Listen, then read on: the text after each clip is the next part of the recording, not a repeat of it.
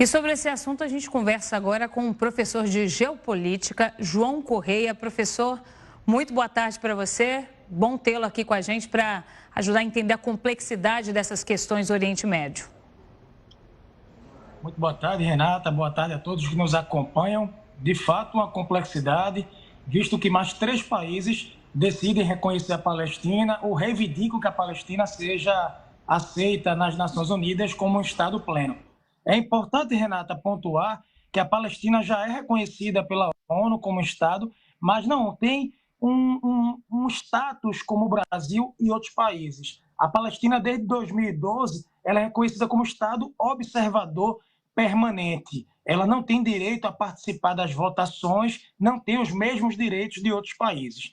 A grande questão que eu chamo a atenção é que, por uma própria proposta das Nações Unidas, na década de 40, logo após a Segunda Guerra Mundial, houve a proposta de se dividir a região da Palestina em 2 estados, em 2 países. Aquela proposta caiu por terra e foi seguida de vários grandes conflitos, como a Guerra da Independência nos anos 40, a Guerra de Suez, o conflito também dos 6 dias, a Guerra do Yom Kippur e tantas outras. Então, há um simbolismo, porque a Noruega, tradicionalmente, é um país neutro, é um país que é movido pelas negociações. O próprio Acordo de Oslo, citado na reportagem na década de 90, foi também importante, apesar de não ter sido concretizada a questão que foi debatida, mas mostra também um mundo dividido, a União Europeia dividida. Até então, dos 3 países que a gente pode citar por agora,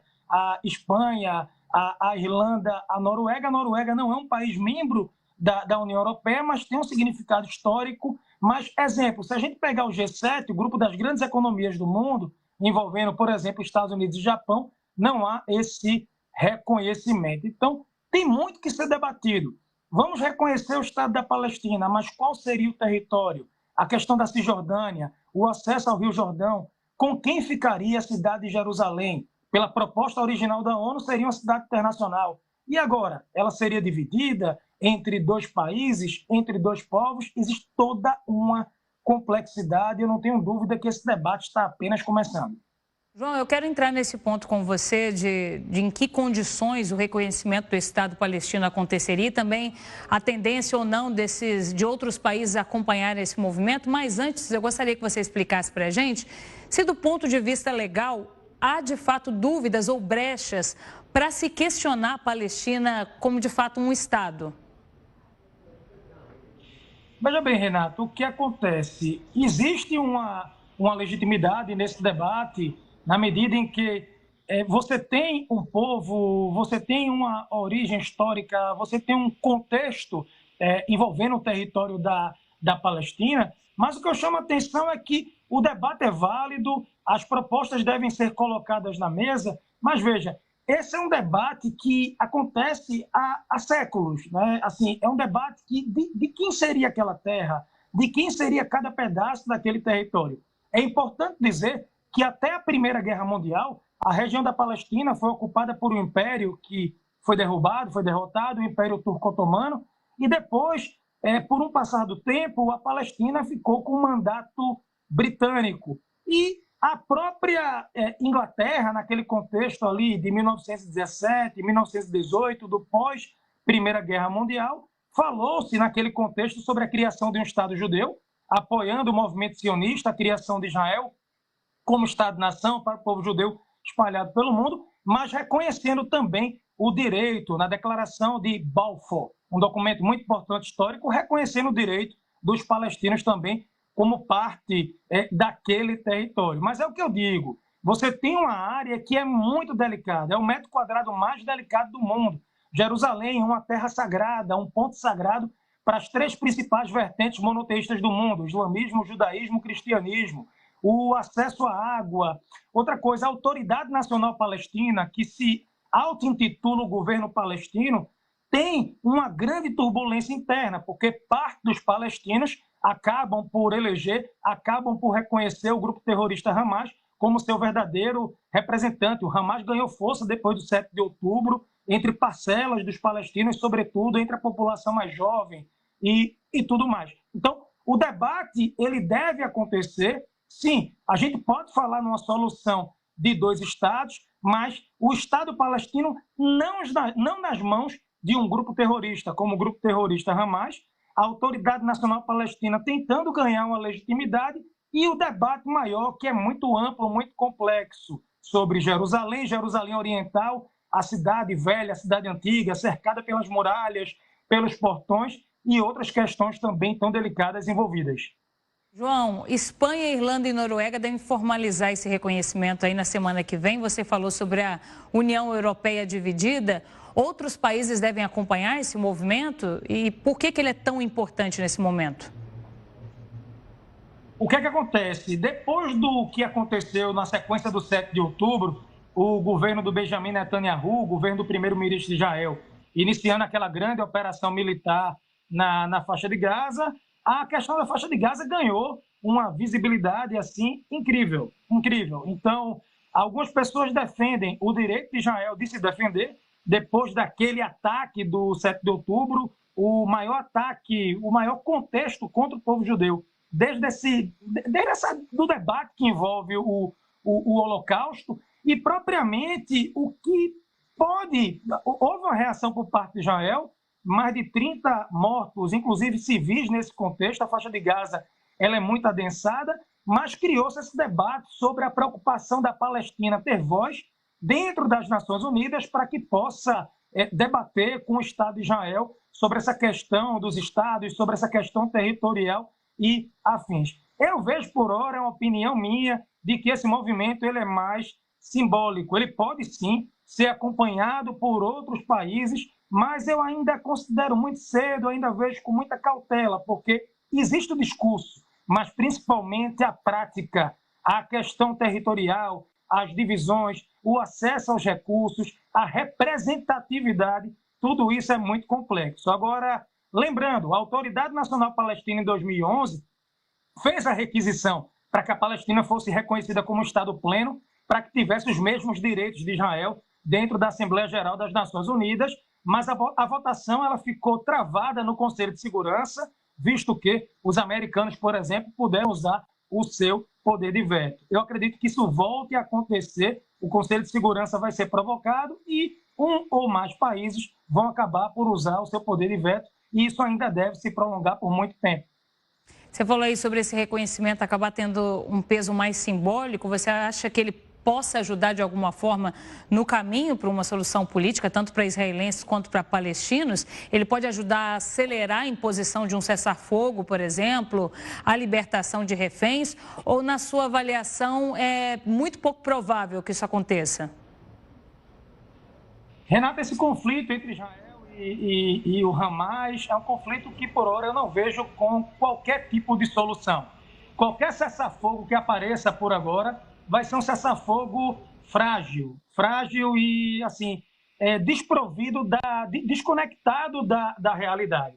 Eu acredito que esse conflito ele ainda vai se prolongar. Você tem o Irã agindo através de grupos terroristas que fazem guerras por procuração, a proxy war.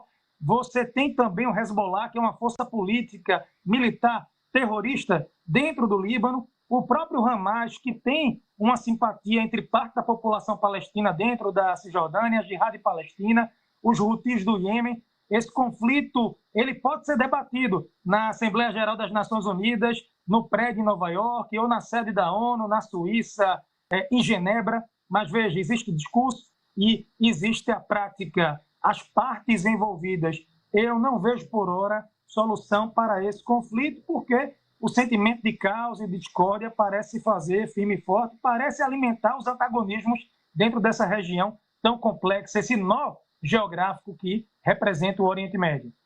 João, voltando um pouquinho no ponto de um possível acompanhamento de outros países aí nesse reconhecimento, Eslovênia e Malta, você acredita que possam acompanhar de alguma forma? Porque os dois países já sinalizaram interesse em reconhecer o Estado palestino, né? Acredito que sim, acredito que possa acontecer esse interesse. O Brasil, vocês devem lembrar, em dezembro de 2010, no último mês do mandato do ex-presidente, atual presidente Lula, reconheceu a Palestina. Na época, gerou-se uma crise. Israel fez um movimento também de chamar representantes, diplomatas para consultas. Mas veja, o que acontece? A gente tem uma guerra agora acontecendo muito forte, imagens significativas do conflito dentro do contexto do Oriente Médio. Outros países, sim, podem acompanhar, mas a grande questão, o que vai ditar, de fato, o que pode acontecer ou não no futuro, são as movimentações do governo de Israel, o enfraquecimento ou não do grupo terrorista Hamas e a autoridade palestina tentar se colocar com legitimidade dentro do contexto do povo palestino. O que se debate em Nova York, na Suíça e companhia, ou em outros países, tem pouco efeito prático no dia a dia da região.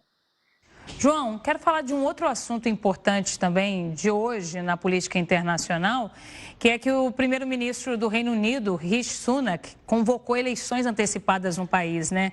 Ele também dissolveu o parlamento e as novas eleições, segundo Sunak, acontecerão no dia 4 de julho. Pelo calendário atual, esse pleito deveria acontecer em janeiro de 2025. Só que com isso o Reino Unido vai poder ter o quarto primeiro-ministro em um período de 2 anos, caso Rishi Sunak não seja reeleito. Nas eleições gerais britânicas, todos os distritos votam para escolher, cada um, o representante na Câmara dos Comuns. O partido que consegue maioria ou que lidera a formalização de uma coalizão majoritária nomeia o líder como primeiro-ministro.